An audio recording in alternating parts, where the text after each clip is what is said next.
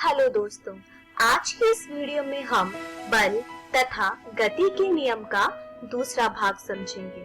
दोस्तों, आज की इस वीडियो में हम देखेंगे कि गति के नियम क्या होते हैं, जिसके बाद हम देखेंगे कि गति का पहला नियम क्या है। तो चलिए दोस्तों शुरू करते हैं। दोस्तों, जैसा कि हमने अपनी पिछली वीडियो में पढ़ा था कि बल का मतलब होता है किसी चीज को अपनी ओर खींचना और धकेलना। दोस्तों, मैं आशा करती हूँ आपको बल का मतलब अच्छे से समझ आ गया होगा। चलिए दोस्तों, अब आगे बढ़ते हैं।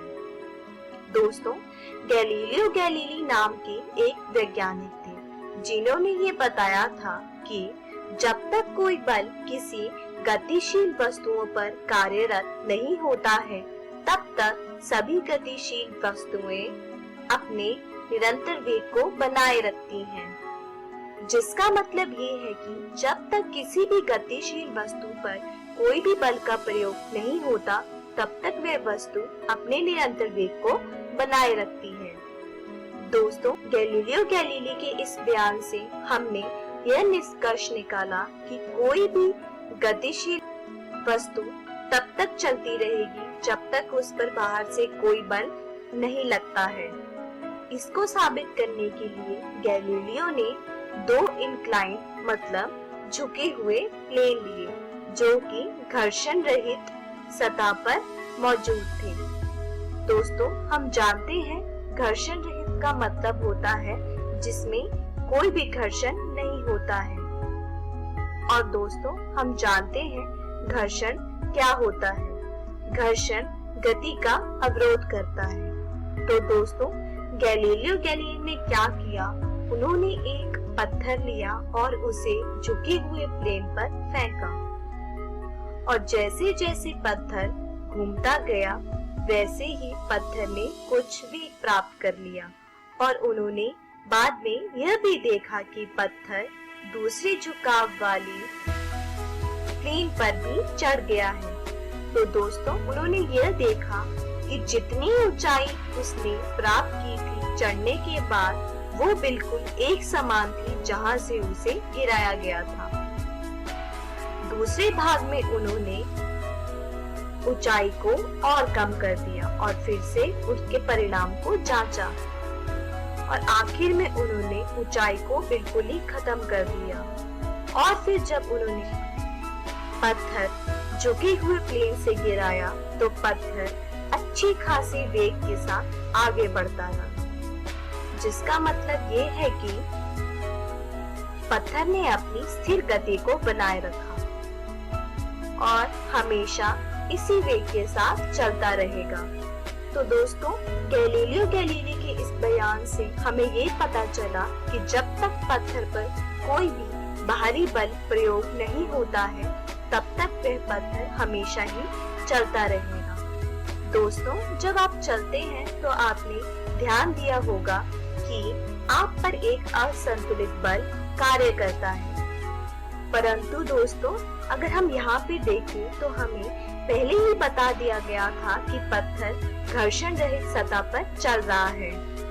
परंतु यह व्यवहारिक जीवन में मुमकिन नहीं होता है, क्योंकि जब भी हम चलते हैं और दौड़ते हैं तो हमारी शरीर पर एक असंतुलित बल लगता है, जो कि घर्षण बल होता है।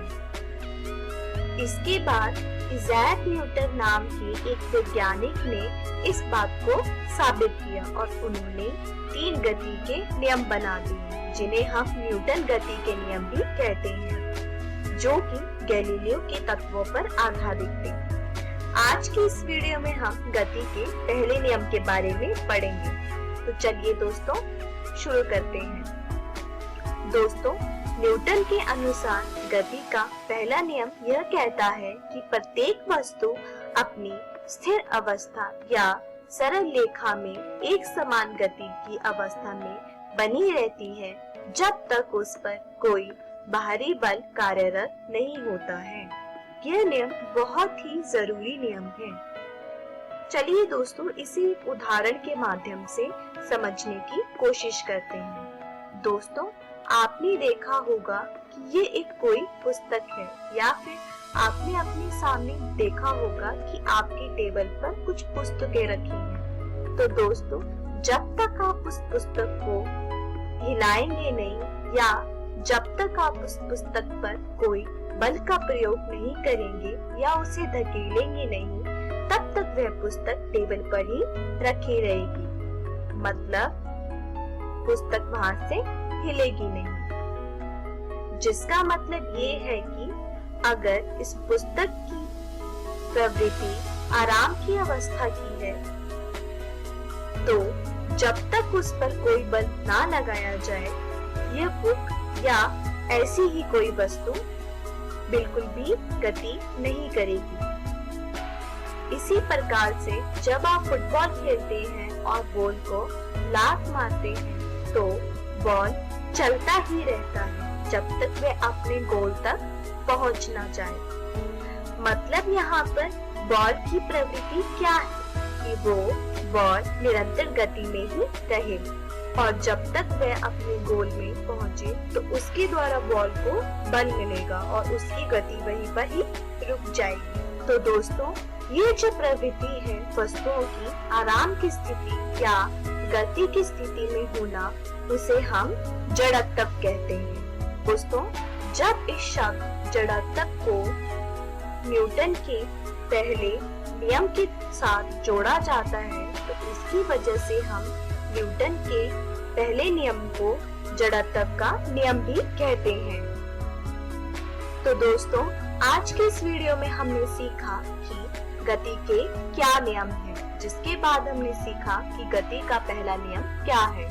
दोस्तों, अगली वीडियो में हम सीखेंगे कि गति का दूसरा नियम क्या कहता है, जिसके बाद हम देखेंगे कि गति का तीसरा नियम क्या है। दोस्तों, मैं आशा करती हूँ आपको आज का ये वीडियो समझ आया होगा।